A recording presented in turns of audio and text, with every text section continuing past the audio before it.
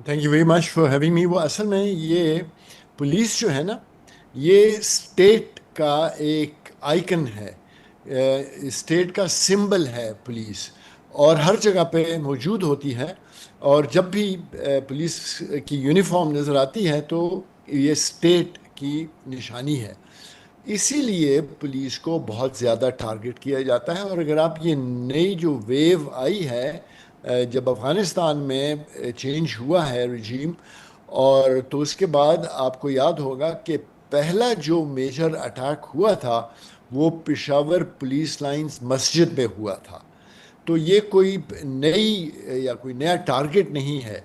जो पिछला फेज था उसमें भी पुलिस पे ही निशाने पे होती थी, लेकिन उस वक्त उसमें सिविलियन कैजुअल्टीज और सिविलियन उस पे भी अटैक्स बहुत ज़्यादा होते थे, तो वो पता नहीं चलता था। अब जो है उन्होंने ये इरादा किया है कि military, police, civil arm forces primarily इनको अटैक करेंगे। और अगर आप देखें तो इस वक्त जो दहशत गर्दी है वो 95% आई वुड से वो केपी और बलूचिस्तान में है।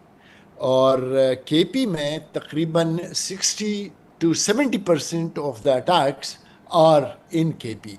अगर आप इसको बलूचिस्तान के साथ लिंक करके देखते हैं तो फ़र्क दोनों अटैक्स में एक ये है कि वहाँ पे जो अटैक्स होते हैं वो टारगेटेड होते हैं, वो ऑर्गेनाइज्ड होते हैं, और वो एम्बुश करते हैं, और वो उनमें फैटिलिटीज़ ज़्यादा होती है।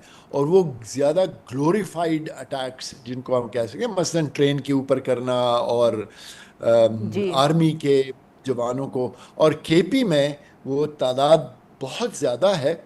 और उन उनका ये कोई नई जो मैं आपको बताना चाह रहा हूँ, जो आपके सवाल का, कि वो कोई नई चीज़ नहीं है।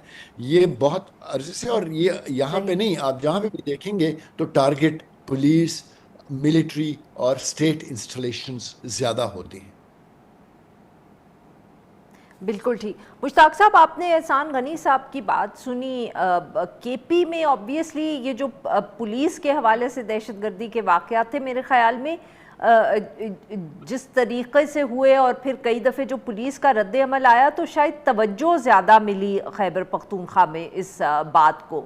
अब क्या आप इससे इत्तफाक करेंगे? क्योंकि बन्नू में जिस किस्म के वाक़यात हुए, बट जब पेशावर जो मस्जिद में एक पुलिस लाइंस में मस्जिद पे अटैक हुआ, उसके बाद जो पुलिस का रद्द अमल आया, तवज्जो बहुत ख़ुद जो पेशावर की पुलिस है उनके एहतजाज की वजह से, उनकी शिकायत की वजह से बहुत मिली, हम कह सकते हैं, इस पुलिस को खैबर पख्तूनख्वा में, और जिस किस्म के वो चैलेंजेस फेस कर रहे हैं। जी बहुत शुक्रिया। जिस तरह एहसान गनी साहब ने वजाहत की, असल में पुलिस जो है ये आपको हर जगह मिलेगी। ये रियासत की निशानी है, रियासत के लोग ये और स्टेट को रिप्रेजेंट करते हैं। तो पहले तो होता था कि चूँकि ट्राइबल एरियाज होती थी तो ये ट्राइबल एरिया में पुलिस नहीं होती थी, खासादार और लेवीज होते थे। तो ये जो है आप निकलते थे ट्राइबल एरिया से तो आपको पुलिस का सामना करना पड़ता था। लेकिन अब चूँकि कबायली इलाके जो है वो खैबर पख्तूनख्वा का हिस्सा है, तो वहाँ पे जो लेवी फोर्स थी और खासादार थी उनको पुलिस में शामिल किया गया है।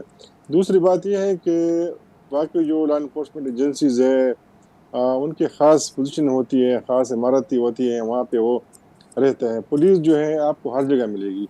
दूसरी ये कि सिविलियन फोर्स है, इनके घर का भी पता होता है लोगों को। क्योंकि मिलिटेंट्स है तो मिलिटेंट्स भी इन्हीं गाँव के, इन्हीं इलाकों के लोग हैं, तो उनको इनके वेरी बॉर्ड्स का पता होता है। कोई सुबह अपने बेटे को स्कूल छोड़ के आ रहा होता है, कोई अपने घर के सामने खड़ा होता है। तो इसलिए पुलिस आपको हर जगह मिलेगी। सही। दूसरे एक अहम वजह जो है, जो मैंने इस पे काम भी किया, मैंने खुद पूछा भी है काफ़ी लोगों से कि ये पुलिस को ज़्यादा क्यों निशाना बनाया जाता है। तो पुलिस खैबर पख्तूनख्वा की इनकी ड्यूटीज़ भी ज़्यादा है, इनके पास वसाइल भी नहीं है, लेकिन सारे पख्तून है, और पख्तून जो है बिल्कुल भागता नहीं है। हाँ वो किसी भी फोर्स में होता है, लेकिन ये भागता नहीं है। ये मरने को पसंद करता है लेकिन भागता नहीं है। तो ये जो है हमें बताया जाता है कि मिलिटेंट्स जब भी आते हैं तो इनकी चौकियाँ भी होती है, तो ये लड़ते हैं, उनको रोकते हैं, चेक पॉइंट पे भी खड़े होते हैं। तो इसलिए जो मेरी मालूमात है, जो ہمیں بتایا گیا ہے کہ باقی فورسز نہیں ہوتی لیکن یہ پولیس والے ہر جگہ کھڑے ہوتے ہیں اور یہ مزاحمت کرتے ہیں، تو ٹھیک اس لیے کیجولٹی زیادہ ہوتی ہے. لیکن میری ذاتی رائے یہ ہے کہ یہ نسبتاً آسان ہدف ہے، اس کو اس لیے بہت زیادہ آسانی کے ساتھ ہدف بنایا جا سکتا ہے. اور یہ چونکہ فورس ہے، جن کی کیجولٹیز ہوتی ہے تو ان کا مقصد یہ ہوتا ہے کہ ریاست کمزور ہوتی ہے اور لوگوں میں پہلے کریٹ ہو جاتی ہے کہ دیکھو انہوں نے ڈی ایس پی کو مارا، ایس آئی کو مارا، اتنے پولیس فورس کو مارا، ان کا اسلحہ چھینا، پولیس چوکی پہ قبضہ کیا.